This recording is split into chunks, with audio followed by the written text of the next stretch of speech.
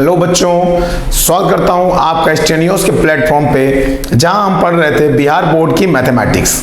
तो बिहार बोर्ड की मैथमेटिक्स में हमने जो हमारा बीजगणित का अध्याय था, बीजगणित जो इकाई है उसमें हम लोगों ने बहुपद, उसके बाद हमने क्या पढ़ा, दो चर वाले रैखिक समीकरण, फिर हमने द्विघात समीकरण, और अब क्या पढ़ रहे हैं हम, अब पढ़ रहे हैं समानांतर श्रेणी, जिसमें हमने ऑलरेडी 3 क्लास हमने ले रखा है एपी का, जिसे हम लोग एपी बोलते हैं, अरिथमेटिक प्रोग्रेशन, जिसमें हमने ये देखा था कि प्रोग्रेशन कहते किसे हैं, आगे समानांतर श्रेणी क्यों है, इसमें कॉमन डिफरेंस क्या होता है ना, पहला पद क्या होता है, आखिरी पद क्या होता है, एनवा पद किसे कहते हैं। तो आई होप यहां तक आप लोगों को समझ में आ चुका है, और इस पे संबंधित हमने कुछ प्रश्न को भी देखा था। तो आज का जो हमारा क्लास होगा वो इसी पे होगा बेस्ड, कि एनवा पद से संबंधित जो प्रश्न होते हैं विभिन्न तरह से परीक्षाओं में पूछे जाते हैं, उसका हम कैसे हल करेंगे।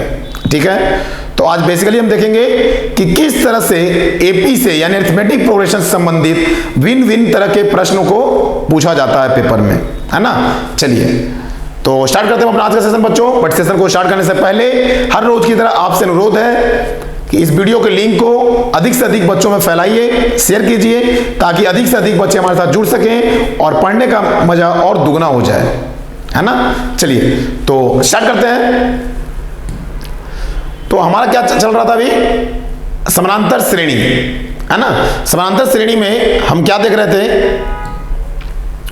प्रश्नों को आज देखेंगे कि आखिर किस तरह से प्रश्न पूछे जाते हैं आपके बोर्ड परीक्षाओं में। तो आइए स्टार्ट करते हैं यहां से। प्रश्न है, देखो, क्या एपी 11, 8, 5, 2 ... का एक पद -150 होगा? अगर है तो क्यों, नहीं है तो क्यों? कोई दिक्कत आ रहा समझ में? तो हमें तो पता नहीं, हमें क्या दिया हुआ, सिर्फ एक समानांतर श्रेणी दी हुई है। अगर समानांतर श्रेणी दी हुई है तो इन दोनों का लगातार दो क्रमागत पदों का जो कॉमन डिफरेंस होगा वो क्या होगा, सेम होगा, डी, जिसको हमने बोला था स्मॉल डी। यहां तो कोई दिक्कत, कैपिटल डी क्या था, डिस्क्रिमिनेंट, जो हमने द्विघात समीकरण पढ़ा था, और स्मॉल डी क्या है यहां पे, कॉमन डिफरेंस। यहां तक कोई दिक्कत? तो अब देखो,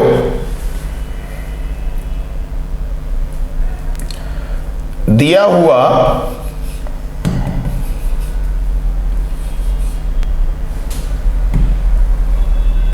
हुआ एपी क्या है, दिया हुआ श्रेणी क्या है, 11, 8, 5, 2 ...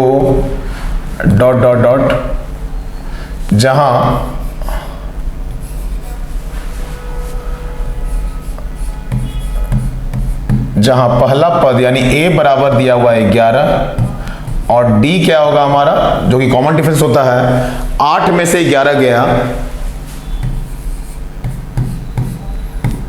-3, यानी डी बराबर क्या आ गया हमारा, -3। अब हमें यह जानना है कि क्या -150 इसका एक पद होगा या नहीं होगा।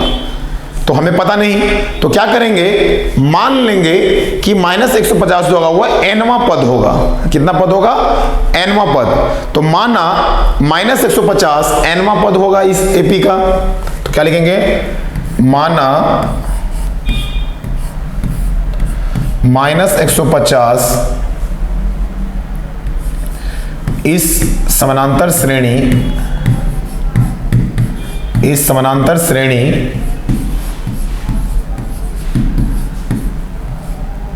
का एनवा पद होगा, एनवा पद होगा।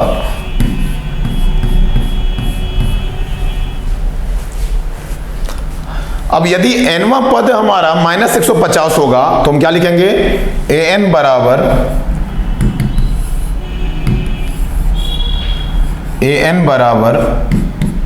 a plus n-1 into D, a plus n-1 into D.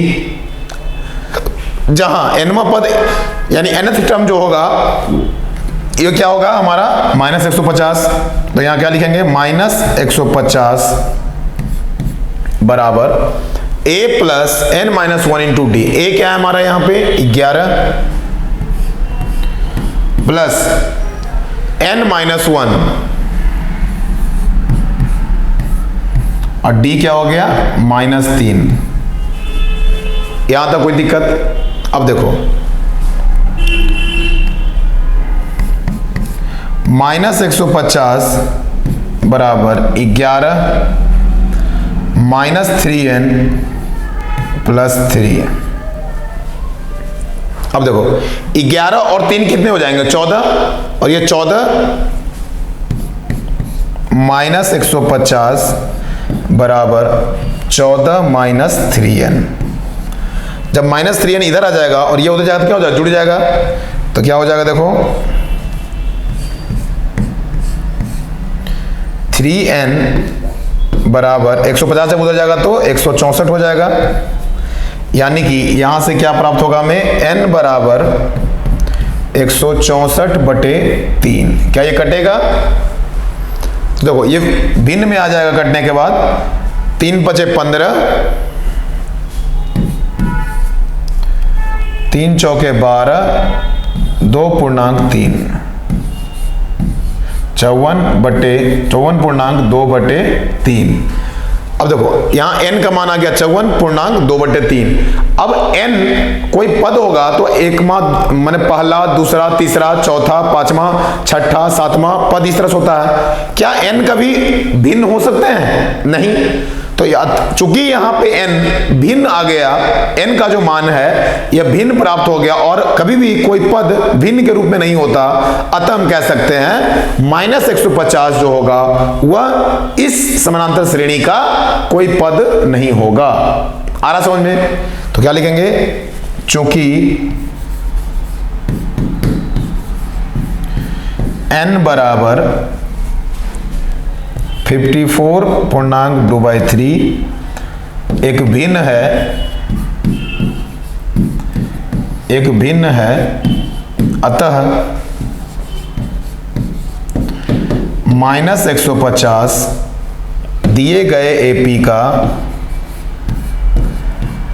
गए श्रेणी का पद नहीं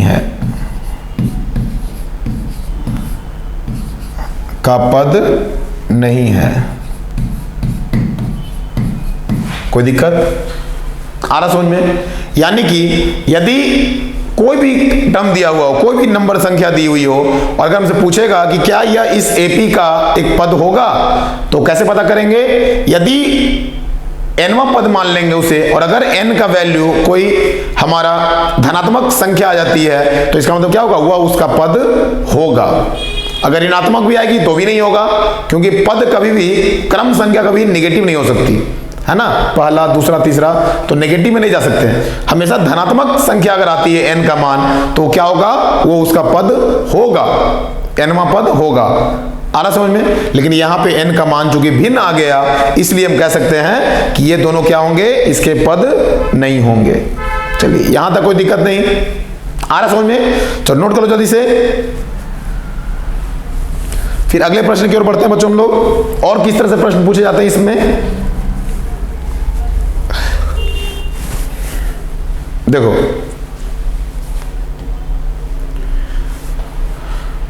अगला प्रश्न क्या कह रहा है? उस एपी का 31वां पद ज्ञात कीजिए जिसका 11वां पद 38 और 16वां पद 73 है। यानी कि देखो कंडीशन क्या दिया हुआ है? उस एपी का 31वां पद ज्ञात करना है हमें, 31th टर्म, जिसका 11वां पद 38 और 16वां पद 73 है। तो क्या लिखेंगे?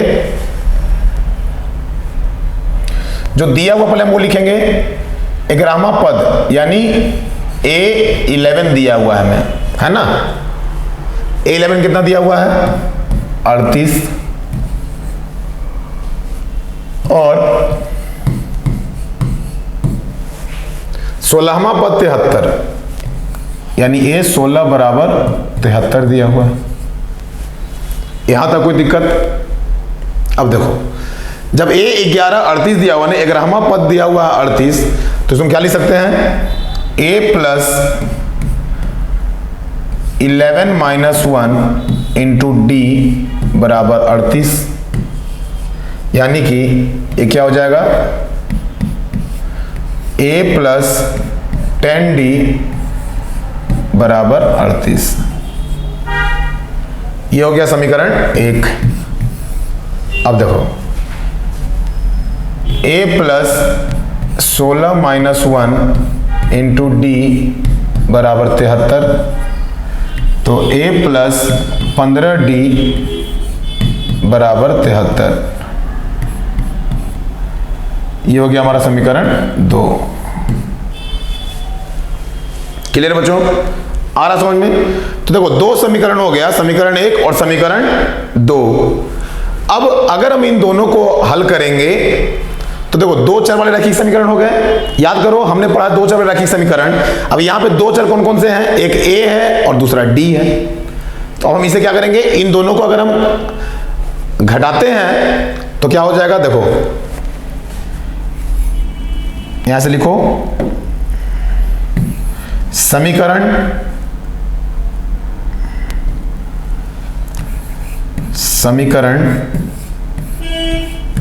2 से समीकरण 1 को घटाने पर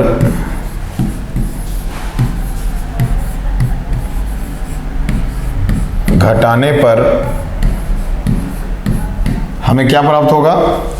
देखो, a प्लस 15d बराबर 73, a प्लस 10d बराबर 38। ये दो समीकरण दिए हुए हैं और हमें पता है कि जब दो समीकरण को, दो चर वाले रैखिक समीकरण को जब हम घटाते हैं, एक दूसरे से माइनस करते हैं, तो अगर वो चर जिसकी जो गुणांक क्या होते हैं? सेम होते हैं। दोनों का गुणांक अगर समान होंगे तो माइनस करने पे क्या होता है? साइन चेंज हो जाता है। तो इसका मतलब क्या होगा? यहां पे देखो, ये प्लस प्लस तो माइनस, प्लस प्लस माइनस, और ये भी प्लस और प्लस माइनस।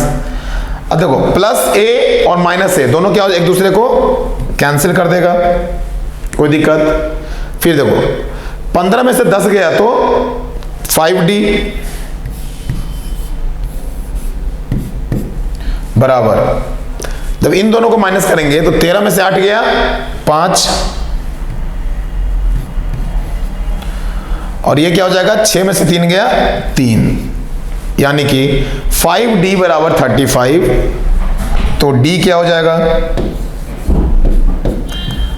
35 अपॉन 5, 5 7 जा 35, यानी d बराबर 7। d बराबर क्या हो जाएगा? 7। कोई दिक्कत? आ रहा है समझ में? तो इस तरह से हमने क्या देखा? d बराबर 7 हो जाएगा। जब d 7 हो गया तो अब हम a का मान भी ज्ञात कर सकते हैं। तो a का मान ज्ञात करने क्या करेंगे? जो दिए हुए दो समीकरण हैं उससे हम क्या करेंगे? निकाल लेंगे a का मान। तो क्या लिखेंगे? देखो,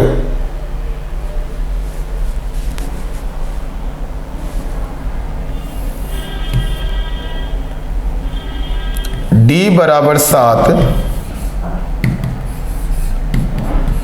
d बराबर 7 समीकरण 1 में रखने पर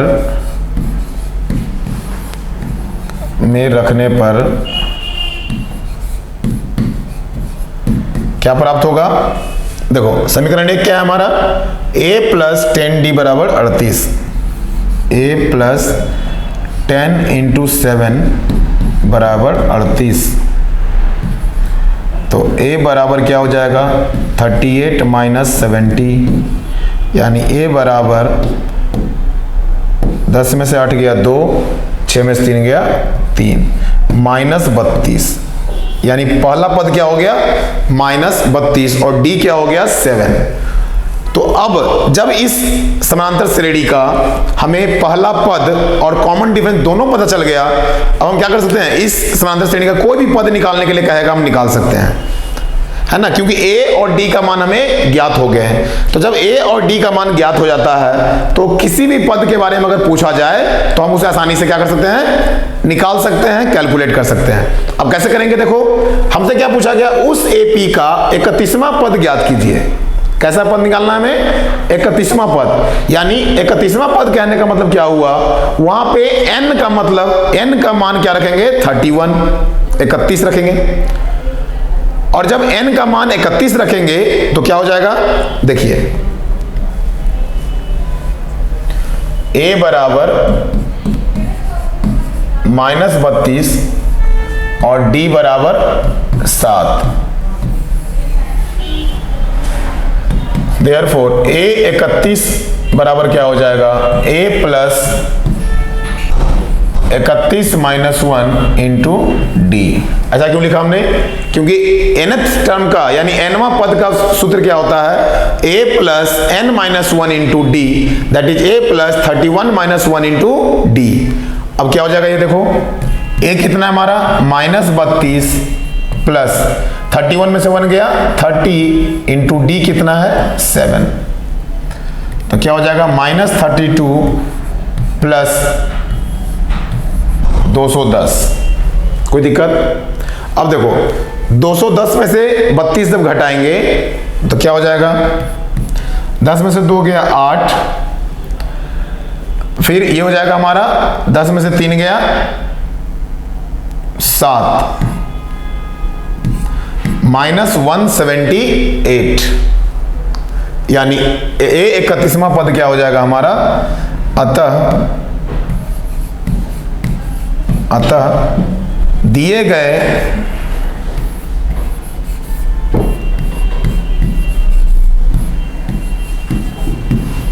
समानांतर श्रेणी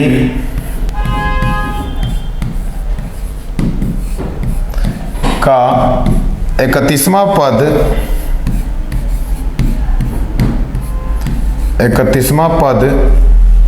कितने होंगे, -178 होगा। ये हो गया हमारा उत्तर। यहां तक कोई दिक्कत आ रहा हो तो समझ में।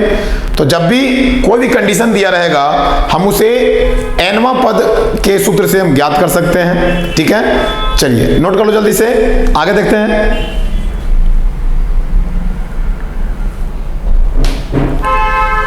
अब देखो, अब प्रश्न क्या कह रहा है,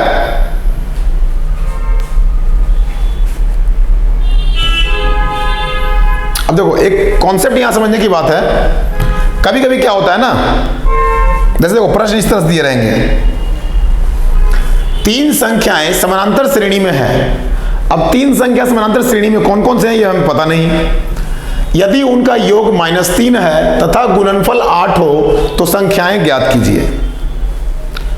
अब देखो ये एक अलग कॉन्सेप्ट होता है कि जब भी एपी में अगर 3 संख्याएं, 4 संख्याएं, 5 संख्याएं अगर एपी में दिया हुआ हो तो हम क्या करते हैं, ठीक है। आ रहा समझ में। तो ऐसे हम क्या करते हैं, एक हमारा होता है टर्म्स 3 शब्दों बाद 3, अगर पूछा जाएगा कि जैसे एक त्रिभुज की तीनों कोण का योग इतना है तो उसमें हम कैसे सॉल्व करते हैं तो उसको देखेंगे। प्रश्न रहेगा आपसे इस तरह से कि मान लो 3 पद दिया गया है और तीनों पद हमारा जो रहेगा a minus D, a plus D, इस रूप में है ना। तब क्या करेंगे हम वहां पे, तो देखते हैं। देखो पहले मैं इसको समझा देता हूं एक बार। जैसे मान लो यहां दिया रहेगा पदों की संख्या,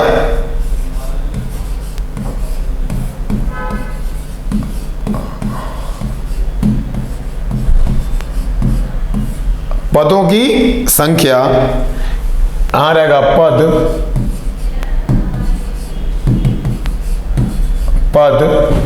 और इधर सार्व अंतर यानी कॉमन डिफरेंस, सार्व अंतर, कॉमन डिफरेंस हो गया। अब देखो मान लो यहां रहेगा पदों की संख्या 3। मान लो 3 संख्याओं की बात कहा जाएगा जिसमें जैसे हमने प्रश्न में देखा कि अगर 3 संख्याएं समानांतर श्रेणी में है तो उनके पद कौन कौन से हो जाएंगे तीनों। तो पहला लेते हैं हम लोग a माइनस डी,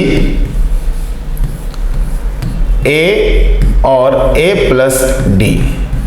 अब इसमें सार्व अंतर क्या हो गया, यानी कॉमन डिफरेंस क्या हो गया हमारा, d। तो यहां पे कॉमन डिफरेंस क्या लिखेंगे, d। आ रहा समझ में। लेकिन अगर 4 संख्याएं रहेंगे तब क्या करेंगे, अगर पदों की संख्या 4 होगी तब क्या करेंगे हम लोग, देखो तब लिखते हैं हम लोग इस तरह से a minus 3d, a minus d, a plus d और a प्लस 3d। ये अगर 4 संख्याएं दी रहेंगी तो उसमें क्या करेंगे हम लोग, अब यहां पे सार्व अंतर क्या हो जाएगा, 2d। पहले वाले में सार्व अंतर d, दूसरे वाले में 2d। अच्छा, यदि हमारी 5 संख्याएं रहेंगी तब क्या होगा, तो देखो जो 3 था, जैसे a माइनस d और a प्लस डी, ये 3 थे, है ना। अब इसी में 5 करना है तो हम 2 जोड़ देंगे, और कौन कौन सा, a माइनस 2d और ये क्या हो जाएगा, a प्लस 2d। यानी यहां पे सार्व अंतर क्या हो जाएगा हमारा, d। यहां पे सार्व अंतर क्या हो जाएगा, d। तो ये चार्ट आपको नोट कर लीजिए। अब मान लो अगर रहेगा 6 अंतर 6 संख्याओं के, तब क्या करेंगे, 6 संख्याएं दी रहेगी तो यहां पे हो जाएगा, देखो इसी में हम क्या करेंगे, 1 2 3 4, अब यहां पे क्या करेंगे हम लोग और जोड़ देंगे।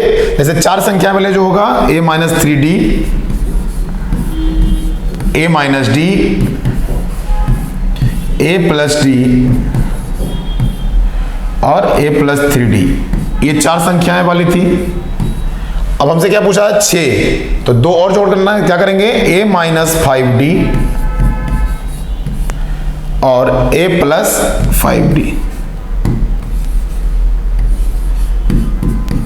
a प्लस 5d, और इसमें अंतर कितने हो जाएंगे, 2d का, यानी यहां जो कॉमन डिफरेंस होगा वो 2d। तो ये चार्ट देखो आपको याद रहना चाहिए, और इसी चार्ट का यूज करके हम क्या करेंगे, प्रश्नों को हल करने की कोशिश करेंगे। ठीक है, तो जैसा प्रश्न आपका दिया हुआ था पहला वाला, क्या दिया हुआ उसमें क्वेश्चन में देखते हैं।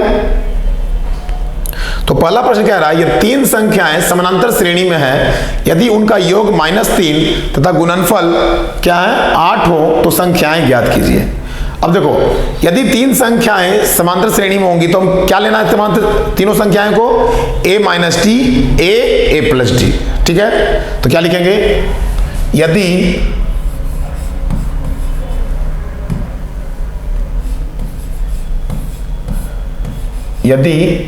3 संख्याएं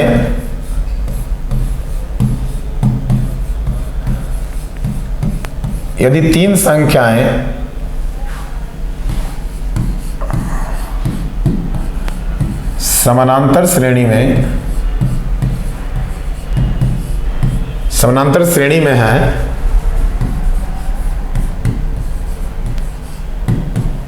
तो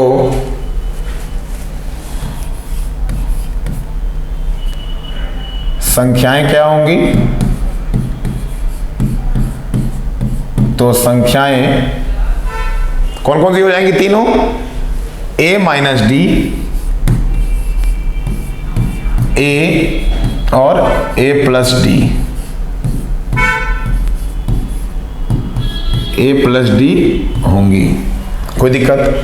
अब देखो अब कह रहा है कि यदि उनका योग -3 है, यदि इन तीनों को अगर जोड़ देंगे तो क्या हो जाएगा, देखो a minus D plus a plus D बराबर कितना दिया हुआ है, -3।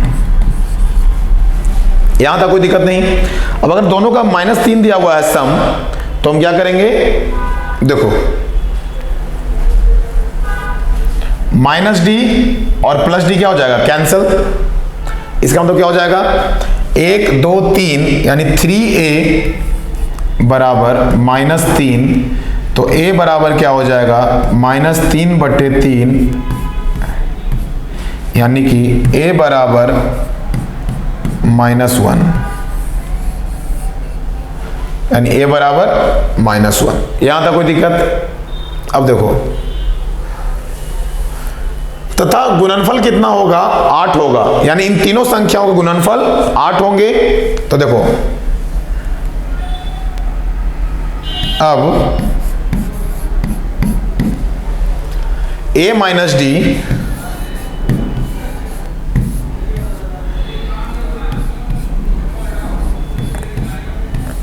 a प्लस डी, इन तीनों का गुणनफल कितना होगा, 8 होगा। तो a गुना a minus B, a plus B, क्या a square minus B square, यानी a square minus D square बराबर 8। तो a कितना हो गया, -1,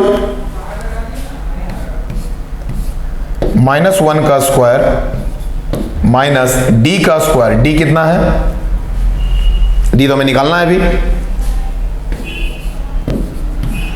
बराबर 8। अब देखो -1 का स्क्वायर क्या हो जाएगा, 1, और ये -1, तो क्या हो जाएगा यहां पे,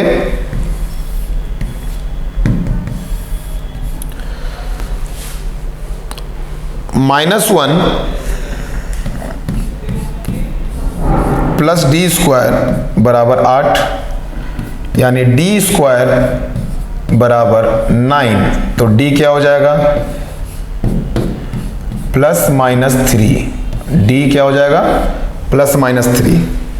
यहां तक कोई दिक्कत आ रहा समझ में, यानी a -1 हो गया और d +-3 हो गए। तो अब इन दोनों को हम निकालेंगे। देखो अब a बराबर -1 तथा d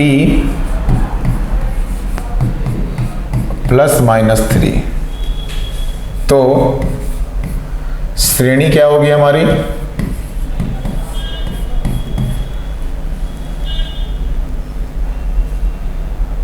a minus D, a और a प्लस डी, ये तीनों हैं। आ रहा समझ में यहाँ तक। जब ये तीनों दिए हुए हैं तो a क्या है हमारा, -1, और d क्या लेंगे, अगर एक बार हम लिखेंगे जब d बराबर 3, तो -3, -1 और -1 +3, तो क्या हो जाएगा हमारा संख्या है, -1 -3 क्या हो जाएंगे, -4 हो जाएंगे ये, -1 और ये 2। लेकिन जब d बराबर -3 होंगे तब क्या हो जाएगा, देखो -1 और ये क्या हो जाएगा, +3, फिर -1 और ये हो जाएगा हमारा -1 और -3, तो क्या हो जाएंगे 2, -1 और -4। अतः ये तीनों संख्याएं होंगी हमारी, चाहे इस क्रम में हो चाहे इस क्रम में हो। आ रहा समझ में। तो ये हो गया हमारा वो 3 संख्याएं। इसी तरह से अगर 4 संख्याएं बोलेगा, मान लो क्वेश्चन इस तरह से रहता है कि किसी चतुर्भुज के चारों कोणों का योग इतना है और उनके गुणनफल इतने हैं, तो इस तरह से हम क्या करेंगे, वहां पे ये सूत्र का यूज करेंगे हम। देखो ये 3 था, तो 4 अगर बोलेगा तो क्या करेंगे, देखो 4 बोलेगा तो हम ये फॉर्मूला का यूज करेंगे, अगर 5 संख्याओं की बोला जाएगा तो इस फॉर्मूला का यूज करेंगे, और अगर 6 संख्या, हालांकि 6 तक पूछा नहीं जाता, जनरली आपसे पेपर में पूछा जाएगा तो 3 या 4।